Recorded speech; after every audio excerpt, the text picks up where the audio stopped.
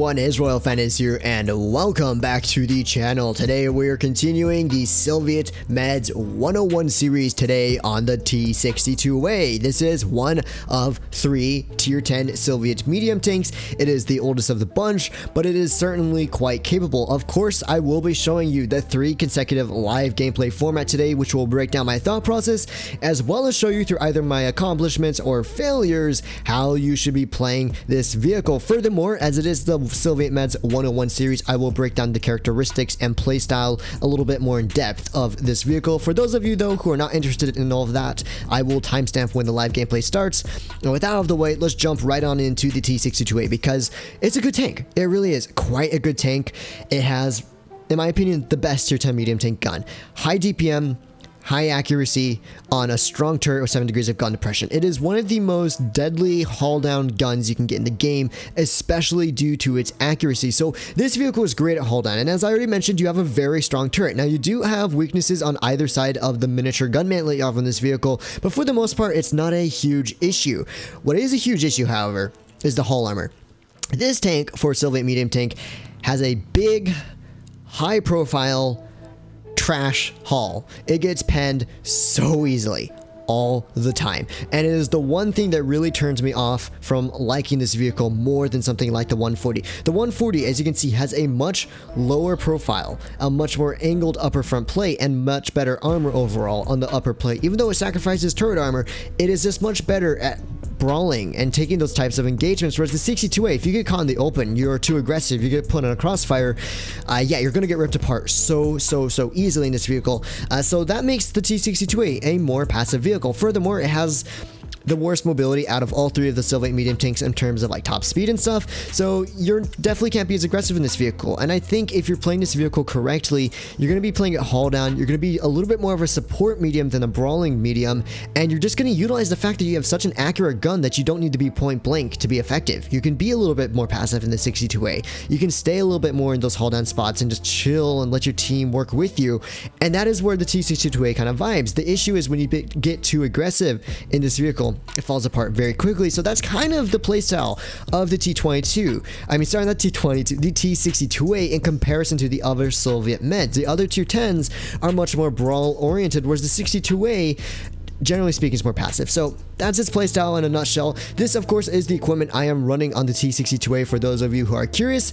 I do prefer calibrated shells, and just this because really the rammer doesn't make that much of a difference to the reload, and I would rather have 330 heat pen, which is very helpful against those heavy tanks that you might run into. And as you are more of a haul down vehicle, you're going to be shooting at more hull down tanks, so having the extra heat pen is kind of handy. Everything else is kind of whatever, you know, just experimenting around, find what you're comfortable with, and that is kind of everything I just wanted to talk about with the 62A. Now I'm going to mention I'm actually recording this after the first live gameplay because the first game was very much a banger game, and then the other 2 games were okay, but I'm going to just tell you right now, the last 2 games I'm way too aggressive, and also I had a little bit too much adrenaline in my system, so I was not playing quite well. So take those games as examples of kind of how not to play the 62A, whereas the first game was a masterclass on the 62A.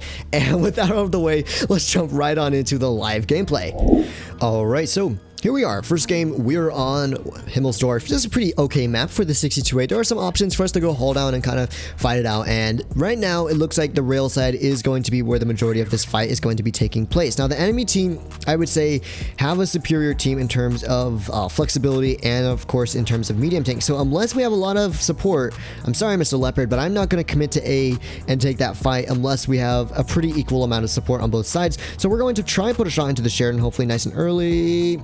Not quite able to hit it. It did go where I was hoping it, and you can see that a lot of the vehicles are just swarming over here. Now, their heavy tanks are out of this fight, but our Leopard's going to go down very quickly, and so will our T-55A. So question is, how do we take this engagement from here? We're going to put a shot into this T-22, and it's just me and a T-55A and 1 tank destroyer as of right now, so there's not really much I can do about that. And No, yeah, this T-55A is now being super aggressive on this corner here. So let's just keep trying to put shots in the T-22. Not quite able to clutch up the shot there. It's me and a Yag Tiger over here. I'm going to continue shooting this T-22 as he is the more dangerous target for me, and is the vehicle I definitely want to take out here. He's pushing on towards our Yag Tiger, and he can take this 1v1, but he doesn't have the gun depression. So I'm keeping him above me, and this way he cannot shoot down onto my hull. So this T-22 really can't do anything about this 1 versus 1. He's shooting down onto my turret, and you can see that's where you can take advantage of having 7 degrees of gun depression versus the amount of gun depression, say, that the T-22 has. That's why I prefer vehicles like the 140 and the 62A over the T-22. Now, T-55A does get around our Yag Tiger, unfortunately. I'm going to continue trying to fight this T-55A. He is the lower HP target here. And the longer I can keep our Yag Tiger alive, the better it is for me, as it is going to be a 1 versus 2 engagement, probably very soon. I'm going to try and take some shots for this Yag Tiger. Now, that does work out quite well for us. We're going to put a shot into this Leopard. Not going to let the Sheridan, actually the Sheridan probably will escape, but we'll put a kill shot into this Leopard and then turn back for the Sheridan. Now, the Sheridan doesn't have DPM to really deal with me. He's clearly going for a Yag Tiger, so I'm going to put a track shot into him just to keep him in place there. Excellent work. And we're going to just continue start farming up this Sheridan. We're going to put high explosive into the engine deck of his vehicle, hopefully ramming him in place so the Yag Tiger can pick up the kill momentarily, and well done. Okay, excellent work to our Yag Tiger there. He did a great job supporting me and staying alive.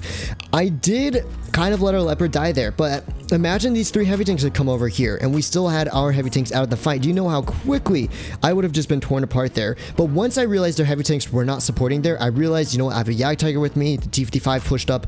I needed to utilize the DPM there and brawl out that game. But I was very cautious in how I engaged and how I started that fight and how I took off that fight. So we're going to start progressing forward onto this E75. He is on 370 hit points, so we should be able to put a shot easily through the top of his turret. And here's where just being hauled down, having that accuracy is very effective on a vehicle like the 62A. E100 has just shot, so we're going to easily put a shot into the rear of his tank. Hopefully, do get 1 shot there. He should be on reload for a little while longer, so we're going to put another shot into him, trying to take his tracks off. Not quite able to do that. I'm just going to kind of hold this angle against this E100. Now, here's where having that calibrated shells will definitely be a massive advantage for me, and the only issue here is this E100 might make me a 1-shot. Okay, as the E100 has just fired into me, I am going to pull back a little bit. Now you can see our Yag Tiger is actually distracting the E100, which is great. Now I should be able to out-reload the E100 here if he continues holding where he is. I'm just going to pull back and try and get some distance between me, the E100, and this VK90, as I am a 1-shot here. Now what I'm going to do is I'm going to go towards this encounter cap corner here. We're going to put a shot into the E100, hopefully. Not quite able to connect there. Yag puts a crucial shot in though, and we should be able to easily pick up a kill on the E100. Now it's me versus this VK90. So how can we deal with this VK90? Well, we're going to try and hit him through the front of his turret. We do manage to bait the shot out of the VK90. Now the VK90 has really good traverse speed. I'm just going to load up the heat to guarantee the pen, and we're just going to get to his side, and we're going to start side hugging this VK90 here and hopefully be able to win this engagement. Now, the enemy team do have a rather big cap advantage over us. So I'm going to aim the shots in physically just to make sure they go in. And hopefully, if this VK90 does not manage to high roll me, if he pens me, nice, we will be able to pick up the kill. And here's an example of why side hugging is just so good in a vehicle like the 62A. Now, oh no, this is not good. Oh, he misses his HE. That's good. And we are able to pick up the kill. Oh, rough game. 8,000 damage dealt.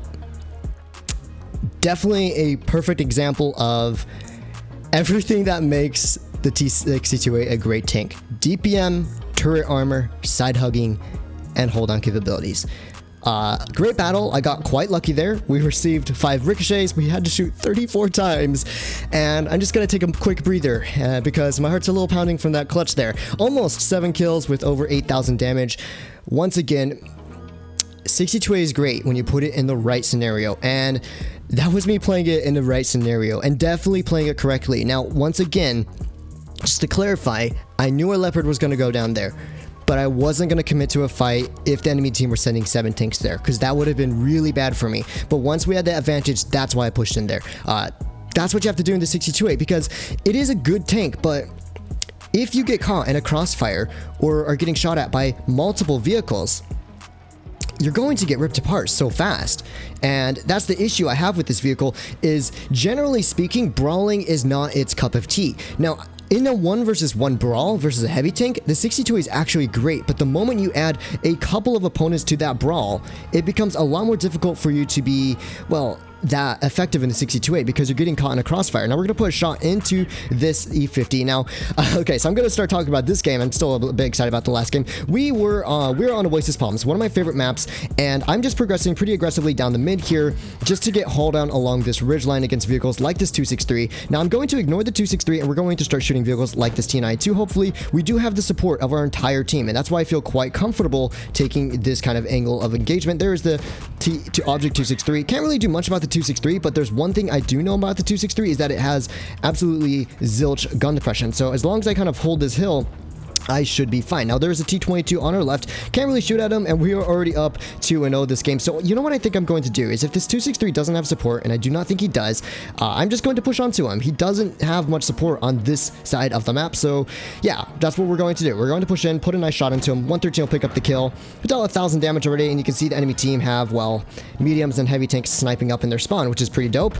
There's the Kranwagen, unfortunately. And yeah, so the entirety of the enemy's team is practically sniping in spawn. Now what we don't want to do is get baited into trying to shoot this T-22 when he has a lot of cover fire. So what I'm going to do is just kind of hold here and kind of start farming out vehicles like this Kranwagen, like this T-22 if possible. And yeah, so this game hasn't been spectacular compared to the last game. Not quite as impressive, but we still have a decent amount of assist as I'm getting all of the spawning damage through here, and we're just going to keep shooting at vehicles like this E75. Now the reason I didn't want to push up on the T-22, as you saw with our E6, is he got baited into the crossfire. Never ever get baited into the crossfire. That's the number one thing about this map, is always try and stay safe from any kind of tank destroyers they could have, right? Because the moment you start losing track of where their team is, then you're going to start getting crossfired out, and it's very easy to throw a game that way. Now this T-22 is still shooting at me, which is a little unfortunate, but we should be able to start engaging him pretty soon. He is stuck in the open. We're going to put a shot into him, and it's just going to be a brawl with this T-22 with the assistance of the motion, luckily, and we're going to put another shot into T-22. I'm just going to pull around this building just to get out of the line of fire, and T-22 is now going to be side hugging our motion. That's good by him. He's not going to back up in time, or he does just back up in time there, and I'm just going to pull around here. So this game was pretty straightforward. It wasn't like super intensive, crazy, skillful gameplay necessarily. I was just kind of wandering around cleaning up the enemy team. We are going to put a shot into this Kranwagen. Hopefully we can pick up the kill. Not quite, and we still do 3,700 damage. So a solid game. There wasn't really much for me to do here. I just kind of went hauled on. I just kind of fought it out. And then one thing I just have to clarify a lot on a map like Oasis Palms is don't get baited into those TDs. Never get baited. The T-22 100% did the right thing. Well, obviously there weren't TDs on the enemy team. There are sniping heavies. But if they have tanks in their spawn, never get baited into the open. Always have the hold on cover. And if you need to, relocate or ignore that vehicle like the T-22 there. Because you saw our T-95E6. He just got ripped apart.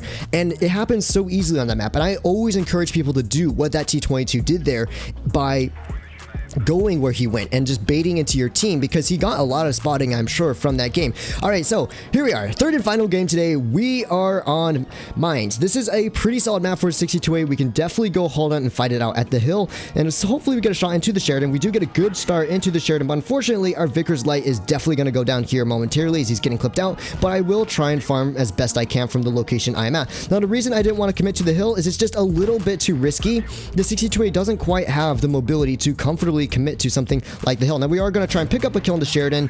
Awful shooting by me, and that was just yeah, that was just bad shooting by me. But looking at where the enemy team is located, oh dear, there's a T-92 there. They don't, okay, I'm being super aggressive here. I didn't realize there was a T-92 there. That was my bad.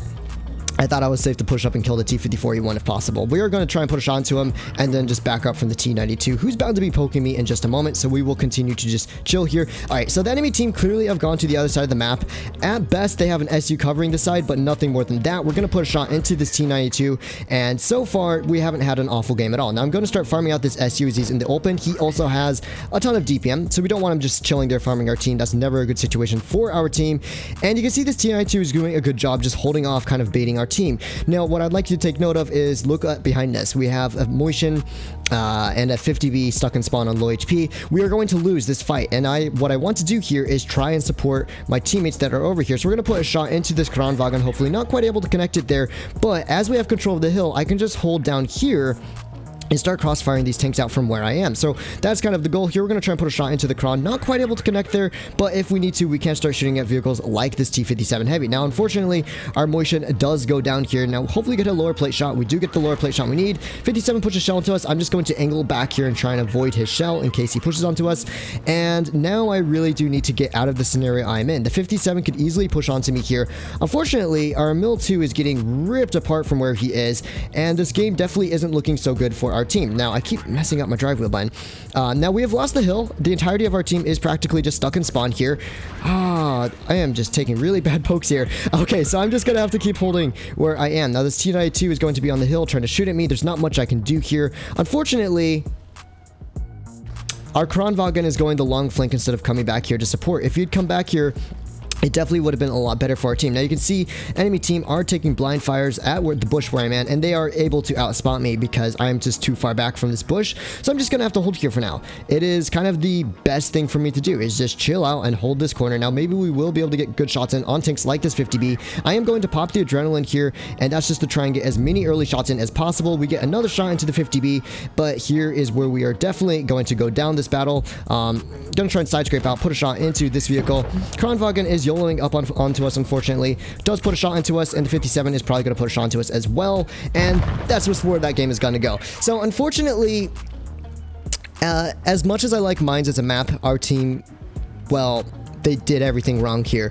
So when you're on mines and you have a solid hill team, the worst thing you can do is YOLO your team into the encounter cap and get them killed. Unfortunately, only the Mil-2 and I had gone up towards the hill, and even more unfortunately, our Kranwagen, well, he did not provide us any support. If our Kranwagen had gone up towards the hill and just held here, our team would have been great to win this game, but that doesn't seem to be the case, as the Kranwagen decided to flank all the way around the map, and it's whatever. The game is going to be a loss. There's really no way we're going to win this, so we're just going to exit out of that and leave it there. So thank you everyone so much for watching my video on how to play or Soviet Meds 101 for the T-62A. You got a good idea of what the tank is all about. You can see it's pretty strong when hold down, but if you over aggress, like on the mines game, I was definitely a little bit over aggressive there, and that was just a lack of awareness on my part. I forgot the T-92 was there, so I took 600 damage there. And then when I pulled back through a spawn, I didn't realize that, you know, I couldn't really have any good positioning to go through. So I put myself in a bad situation there. And I think that is a classic example of where the T-62A struggles, is it gets pushed on. It just falls apart so fast, especially to those heavy tanks. So you want to avoid those kind of situations. In reflection on the last game, what I definitely could have done there was pull back through and just take the hill with our team. Kill the SU, kill the Ti-2. I might have taken a shot or two of damage there, but it would have been better for our team in that scenario. Now, we still did 3,600 damage, and the Conway did a pretty good job, but unfortunately, our team just wasn't able to hold up there. And that sometimes that happens. There's really nothing you can do about it to guarantee a win in that scenario. So that is today's video on the T-62A. Thank you so much, everyone, for watching this video. Please feel free to like and subscribe if you enjoy the content. You guys are awesome, and I hope you all have a wonderful day.